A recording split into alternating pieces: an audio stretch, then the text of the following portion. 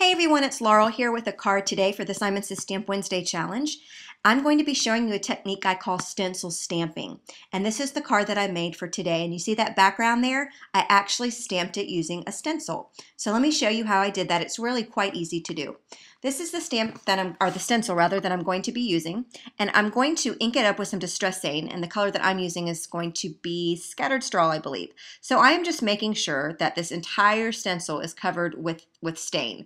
You can use distress inks, whatever you want. I'm using distress products because I am going to add a little bit of water, and the distress products react with water, so it just works really good for me. So I'm just making sure that the entire stencil has good coverage. Then I'm going to take a mister bottle filled with water. I'm going to give it a couple spritzes from a couple feet up just to get those colors blending a little bit. And then I'm going to take my stencil, and that's some Tim Holtz watercolored cardstock, by the way, and I decided to use the textured side for this card. And I am going to put the stencil face down onto the watercolor panel there. And we're going to press it. We're going to stamp with it. So I've got a piece of scratch paper here. You can see all the water coming up, but I'm just making sure that I am pressing that stencil onto the entire card panel there. And then when you lift it up, you're going to have that stencil impression basically stamped onto your card panel. It's really fun, and just think about all the stencils that you have in your collection and how much fun you can have by stencil stamping. So that's it. It's so pretty, so pretty. I'm going to set it aside and let it dry naturally while I finish out the rest of the card. And this is kind of what we're going to do here to pull everything together. It's very easy to do.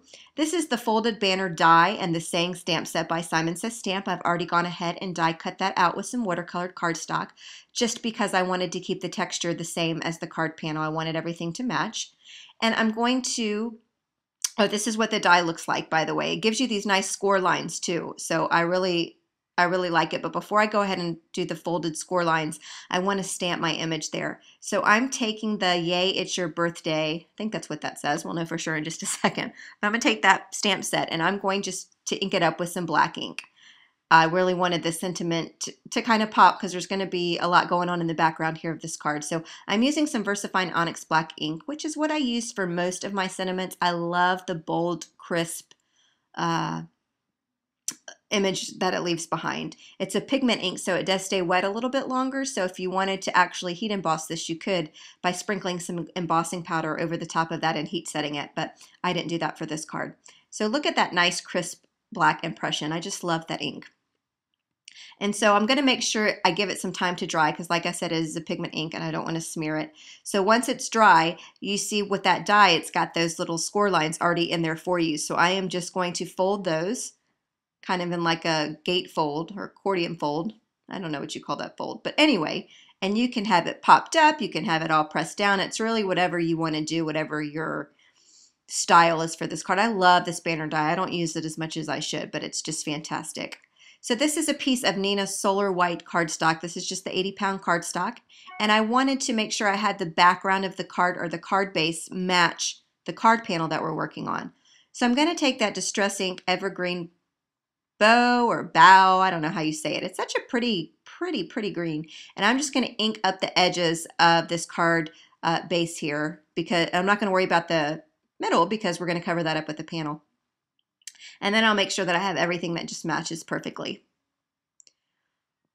See, everything is just going to match so pretty. So before I start building the card panel there, I want to go ahead and adhere it down to the card base. So I'm just going to go ahead and I don't know what adhesive that is that I'm using.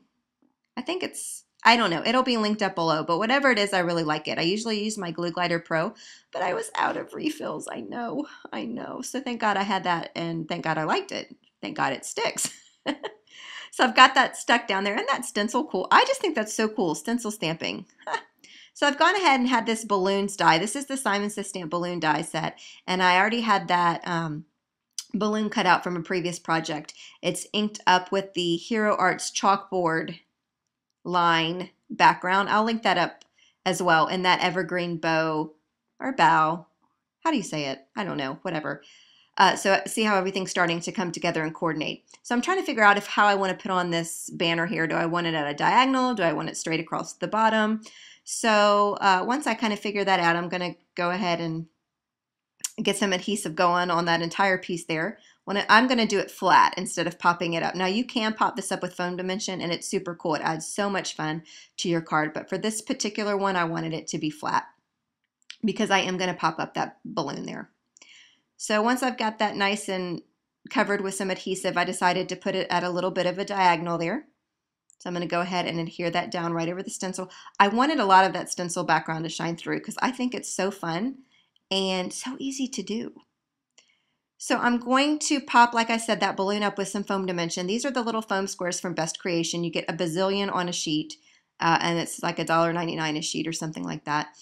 So very inexpensive. And then I've got some of that hemp over there from Lawn Fawn. I already cut that out. And I'm going to adhere that down also with some foam dimension. That's how I secure my little hemp in place there. I love their twine or hemp line because it's very sturdy and you get some really fun colors there. I can't remember the exact color of that hemp that I'm using, but again, it'll all be linked up below if it's something that you're interested in. So I've gone ahead and got all the little backing release papers taken off, and I'm going to adhere that balloon down. I've grabbed the wrong scissors to cut this hemp with, so you'll see me struggle for just a second, but I persevere and get that thing cut. So we're done here, and I was like, it just didn't look finished to me. It was a gorgeous balloon with a sad little tail. So I decided to grab some yellow twine. I think this is from the Twinery. I'm not positive. And I tied a little bow. Always tie my bows off camera because I cannot tie. I mean, it takes me forever to tie that little tiny bow. It's embarrassing. So I've got some of this multi-medium glue here, and I've got a little blob down there. And I'm going to put the knot of the bow right there on the balloon. And I'm going to trim off the tails of the bow there. And then when I'm done, I'm going to put an acrylic block on it just for a couple minutes. And once that glue dries, this baby isn't going anywhere. It's awesome. It's secure, no worries. And I think that having that little bow there kind of made the balloon look a little bit better, a little bit more happy. So that's it. That's my card for today. I hope you guys had a good time watching and I didn't bore you too much. And I hope you guys will give stencil stamping a try. And if you do, please email me, send me a link, comment, something, let me see. I would love, love, love to see. And if you're interested in seeing some more pictures or more details, you can head over to my blog at laurelbeard.org.